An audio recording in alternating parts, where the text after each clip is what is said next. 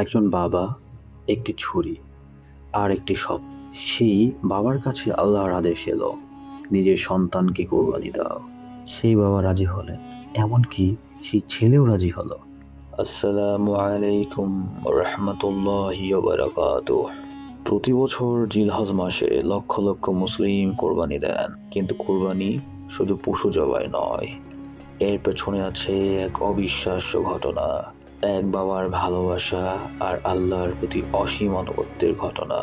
আজ আমরা জানব কুরবানির ইতিহাস কোথা থেকে শুরু হয়েছিল, হাবিল ও কাবিলের পৃথিবীর প্রথম কোরবানির কাহিনী, হযরত ইব্রাহিম ও ইসমাইল আলাইহিসসালামের অলৌকিক ঘটনা, আর কেন এই কোরবানি আজও আমাদের জীবনের অংশ। কুরবানির ইতিহাস শুরু হয়েছিল হযরত আদম আলাইহিসসালামের সময় থেকে। তার দুই পুত্র হাবিল ও কাবিল। আল্লাহর বিধান ছিল উভয়কেই কোরবানি দিতে হবে। হাবিল ছিলেন পশুপালক, সে তার সবচেয়ে ভালো মিষ্টি কোরবানি দিল। কাবিল ছিলেন একজন কৃষক, সে তার সবচেয়ে খারাপ ফসল দিল। কোরআনে বলা হয়েছে, যখন তার উভয়ে কোরবানি পেশ করলো, একজনের কবুল হলো আর একজনের হলো না। কেন হাবিলের কোরবানি কবুল হলো? কারণ হাবিল দিয়েছিল সেরাটা, মন থেকে, আর কাবিল দিয়েছিল সবচেয়ে খারাপটা, অনিচ্ছায়। আল্লাহ তাআলা শুধু মন থেকে দেওয়া কোরবানি কবুল করেন। কোরআনে বলা হয়েছে, আল্লাহর কাছে পৌঁছায় না কোরবানির গোশত না রক্ত, বরং পৌঁছায় তোমাদের তাকওয়া।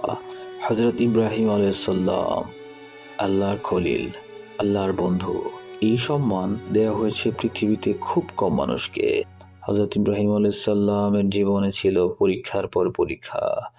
আগুনে নিক্ষেপ করা হয়েছিল, আল্লাহ আগুনকে ঠান্ডা করে দিলেন। জন্মভূমি ছেড়ে হিজরত করতে হয়েছিল, প্রিয় স্ত্রী হাজেরাকে মরুভূমিতে রেখে আসতে হয়েছিল। প্রতিটি পরীক্ষায় তিনি উত্তীর্ণ হয়েছিলেন, প্রতিটি পরীক্ষায় তিনি বলেছিলেন আল্লাহর উপর ভরসা।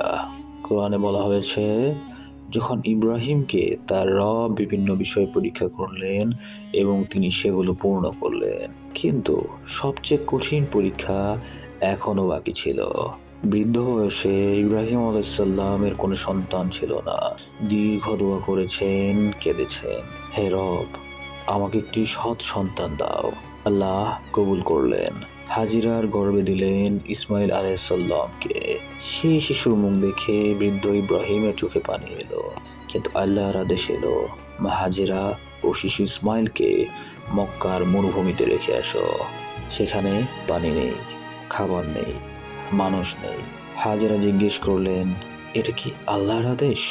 ইব্রাহিম আলাইহিসসালাম বললেন, হ্যাঁ, এটা আল্লাহর আদেশ।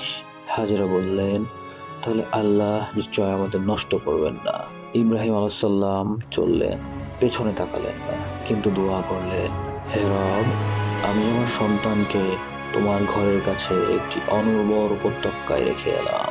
তুমি তাদের রক্ষা করো, তাদের মনকে মানুষের দিকে ঝুঁকিয়ে দাও।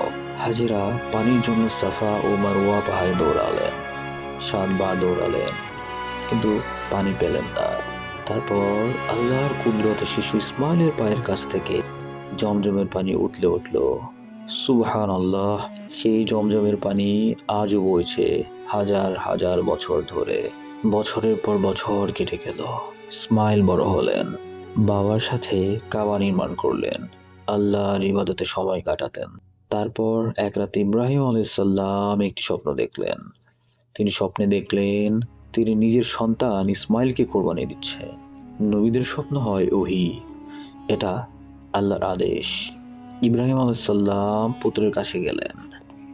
তিনি বললেন, হে আমার সন্তান, আমি স্বপ্নে দেখেছি আমি তোমাকে কোরবানি করছি। সেই সময় পুত্রের বয়স কত ছিল?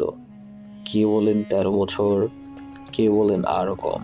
ইসমাইল আলাইহিস সালাম বললেন, হে আমার পিতা, আপনার উপর যা আদেশ করা হয়েছে আপনি তা পালন করুন। আল্লাহ চাইলে আপনি আমাকে ধৈর্যশীলদের মধ্যেই পাবেন। সুবহানাল্লাহ। একটি সন্তান বাবাকে বলছে, বাবা আপনি করুন, আমি রাজি আছি। এই দৃশ্য কল্পনা করুন একবার। বাবা ও ছেলে মিনার প্রান্তরে পৌঁছালেন। পথে শয়তান 3 বার ইব্রাহিমকে বিপথে নেওয়ার চেষ্টা করলো। 3 বার ইব্রাহিম আলাইহিস সালাম পাথর মারলেন, এই ঘটনার স্মরণে আজও হজে শয়তানকে পাথর মারা হয়। ইসমাইল আলাইহিস সালাম শুয়ে পড়লেন, ইব্রাহিম আলাইহিসসালাম ছুরি চালালেন, কিন্তু ছুরি চলল না। কোরআনে বলা হয়েছে, হে ইব্রাহিম, তুমি স্বপ্ন সত্য করে দেখালে। আল্লাহ তাআলা জান্নাত থেকে একটি দুম্বা পাঠালেন। ইসমাইলের বদলে সেই দুম্বা কোরবানি হলো। সুবহানাল্লাহ। এটা ছিল পরীক্ষা। আল্লাহ কখনো সন্তান হত্যা চাননি। তিনি দেখতে চেয়েছিলেন বান্দার আনুগত্য কতটুকু। কোরআনে বলা হয়েছে, নিশ্চয় এটা ছিল সুস্পষ্ট পরীক্ষা। হযরত ইব্রাহিম আলাইহিস সালাম ও ইসমাইল আলাইহিস সালাম মিলে কাবা নির্মাণ করলেন। প্রতিটি পাথর বসাতে বসাতে দোয়া করলেন, হে রব, আমাদের থেকে কবুল করুন, আমাদের মুসলিম করুন, আমাদের বংশ থেকে মুসলিম উম্মাহ তৈরি করুন। কাবা নির্মাণের পর আল্লাহর আদেশ এলো, মানুষের মধ্যে হজের ঘোষণা করো, তারা পায়ে হেঁটে আসবে। ইব্রাহিম আলাইহিস সালাম পাহাড়ের উপর দাঁড়িয়ে ডাকলেন। সেই ডাক আজও চলছে। প্রতি বছর লক্ষ লক্ষ মানুষ সেই ডাকে সাড়া দিয়ে মক্কায় আসেন। আর কুরবানির ঐতিহ্য, ইব্রাহিম ও ইসমাইল আলাইহিস সালামের সেই মহান ত্যাগের স্মরণে আজও সারা বিশ্বে পালিত হচ্ছে। ঈদুল আজহা, কুরবানির ঈদ, এটি শুধু একটি উৎসব নয়, এটি একটি স্মরণ, এটি একটি শিক্ষা। জিলহজের 10 তারিখ মিনার প্রান্তরে যেদিন ইব্রাহিম কুরবানি দিয়েছিলেন, সেই দিনটিকে আল্লাহ আমাদের জন্য ঈদ বানিয়েছেন। ঈদুল আজহায় আমরা কুরবানি দিই, কারণ এটা আল্লাহর আদেশ, এটা ইব্রাহিম আলাইহিস সালামের সুন্নাহ, এটা আমাদের আনুগত্যের প্রতীক। কোরআনে বলা হয়েছে, তোমার রবের জন্য সালাত আদায় করো এবং কুরবানি দাও। কুরবানির পশুর রক্ত মাটিতে পড়ার আগেই আল্লাহর কাছে তা কবুল হয়ে যায়। শর্ত শুধু একটি, তাকওয়া, আল্লাহর ভীতি। এই মহান ঘটনা থেকে আমরা কি শিখলাম? আল্লাহর আনুগত্যে কোনো আপোষ নেই। ইব্রাহিম আলাইহিস সালাম সবচেয়ে প্রিয় জিনিস আল্লাহর জন্য ছেড়ে দিলেন। আল্লাহ পরীক্ষা করেন, কিন্তু একা ছাড়েন না। হাজেরাকে মরুভূমিতে রাখলেন, কিন্তু জমজমের পানি দিলেন। সন্তানের তাকওয়া বাবার দুয়ার ফল। ইব্রাহিম দোয়া করেছিলেন, ইসমাইল সেই দুয়ার জবাব। কুরবানি মানে শুধু পশু নয়, কুরবানি মানে নিজের ভেতরের লোভ, হিংসা, অহংকারকে জবাই করা। হে আল্লাহ, আমাদের ইব্রাহিম আলাইহিস সালামের মতো আনুগত্য দাও, আমাদের কুরবানি কবুল করো, আমাদের পরিবারে বরকত দাও। আমিন ইয়া রাব্বিল আলামিন। পরের ভিডিওতে আমরা জানবো কুরবানির ফজিলত কতটুকু, কুরবানি না করলে কি হয়, আর কুরবানির রক্ত আল্লাহর কাছে কিভাবে পৌঁছায়। কোরআন ও হাদিসের আলোকে সম্পূর্ণ জবাব আসছে পরের পর্বে। ভিডিওটি ভালো লাগলে লাইক করুন, চ্যানেলটি সাবস্ক্রাইব করুন, কমেন্টে লিখুন আল্লাহু আকবার।